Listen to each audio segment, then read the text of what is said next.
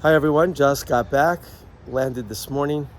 I had an amazing, exhilarating, and exhausting 2 weeks with 40 participants of the Akiva trip.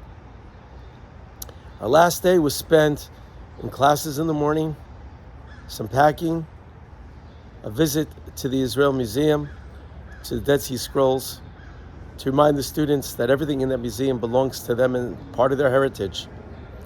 And then we capped off the day with a beautiful banquet, delicious food, inspirational speeches, hugs, tears.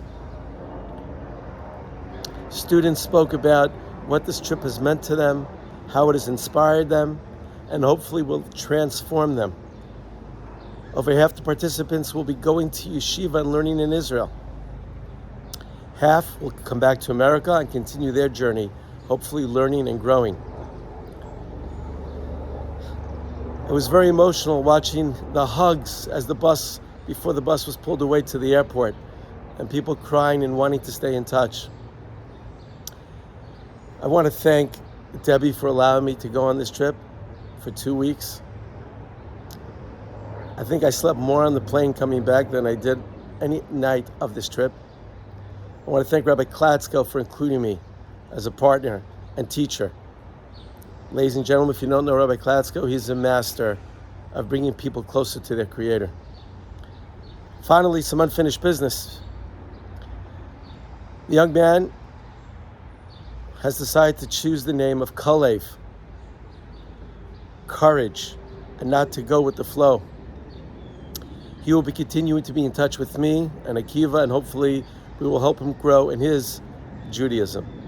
The young lady whose father is Jewish and mom is not is back in the States and hopefully will continue her learning and follow her path.